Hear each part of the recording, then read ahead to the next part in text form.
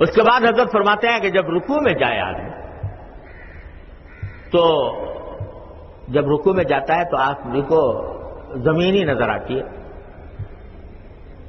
جب تک کھڑا تھا تو سامنے کی چیزیں میں کچھ نظر آ رہی تھی، لیکن جب رکوع میں گیا تو زمین ہی نظر آ رہی ہے.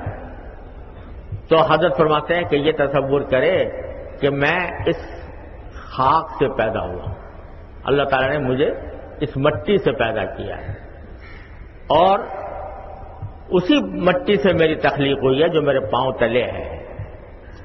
جس ذات نے اس مٹی سے ایک جیتا جاگتا انسان پیدا فرما دیا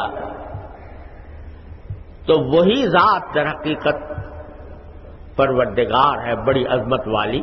لہذا سبحان ربی العظیم، سبحان ربی العظیم کی کیا معنی؟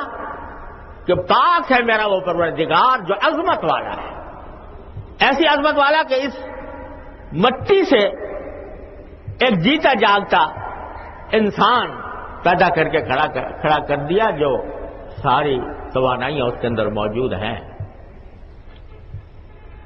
کس طرح وہ مٹی تھی، کس طرح وہ مٹی سے انسان بنا، کس طرح وہ پیدا ہوا، کس طرح بڑا ہوا. اور فجعلناہ سمیعا بصیرا. هل اتى على الانسان حين من الدهر لم يكن شيئا مذكورا. ارے انسان پر ایسا وقت آیا ہے کہ نہیں جبکہ وہ کوئی قابل ذکر چیز تھا ہی نہیں. اور انا خلقناہ من نطفۃ فجعلناہ نطفۃ امشاج نبتلیہ فجعلناہ سمیعا بصیرا. ایک گندے پانی کے بوند سے ہم نے اس کو پیدا کیا اور اس کو ہم نے ایسا بنا دیا کہ وہ سنتا بھی ہے اور دیکھتا بھی ہے. جعلناہ سمیعا بصیرا.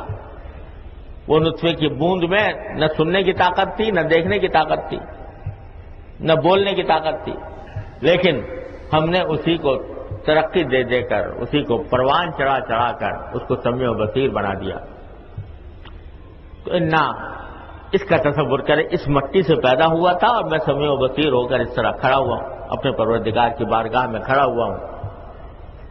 لہذا عبدیت اور بندگی اسی کو زیبا ہے. پھر اللہ اکبر کہے، سمع اللہ لمن حمدہ کہے، ربنا لک الحمد کہے، اور پھر سجدے میں جائے تو فرماتے ہیں کہ آدمی کو سجدے میں یہ سوچنا چاہیے کہ مجھے ایک دن زمین ہی کے اندر جانا ہے. منہا خلقناکم وفیہا نعیدکم. اسی سے ہم نے تم کو پیدا کیا ہے، اسی میں تم کو لوٹائیں گے. آخر کار تمہارا انجام اسی مٹی کے اندر ملنا ہے. تو میرا آخری انجام یہ ہونے والا ہے اور اس وقت اللہ تبارک و تعالیٰ کے سوا کوئی میرے ساتھ نہیں ہوگا، سب کچھ یہیں رہ جائے گا. ایک حدیث میں رسول کریم صلی اللہ علیہ وسلم نے ارشاد فرمایا کہ جب کسی شخص کا انتقال ہوتا ہے تو 3 چیزیں اس کے ساتھ جاتی ہیں. ایک اس کا مال، یعنی جیسے وہ جنازہ جس کے اوپر لے جاتے ہیں وہ، اور ایک اس کے اعزاء اقربا، اور ایک اس کا عمل. 3 چیزیں جاتی ہیں ساتھ قبر میں.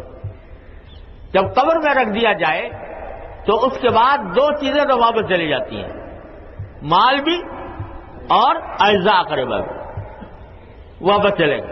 رو دھو کے تھوڑی دیر کھڑے رہیں گے، رو دھو کے یا کچھ غم کا اظہار کر کے کچھ فاتحہ پڑھ کے آخرکار چلے ہی جائیں گے رکھ کے.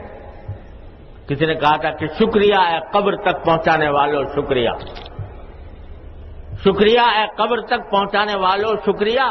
اب اکیلے ہی چلے جائیں گے اس منزل سے ہم. اب آگے جو منزل درپیش ہے وہاں کوئی عزیز، کوئی قریب، کوئی دوست، کوئی تم پر رونے والا تمہارے ساتھ نہیں. وہاں سوائے اللہ تبارک و تعالیٰ کے اور کسی کا ساتھ نہیں ہوگا. اسی میں مجھے جا کر ملنا ہے. تو سجدے میں حضرت فرماتے ہیں یہ تصور کرو اور پھر کہو کہ سبحان ربی الاعلیٰ، کہ پاک ہے میرا وہ پروردگار جو سب چیزوں سے بالا تر ہے.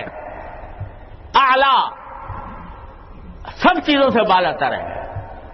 یعنی کوئی عزیز کام نہیں آنے والا، کوئی قریب کام نہیں آنے والا، کوئی دولت کوئی جائیداد کام نہیں آنے والی.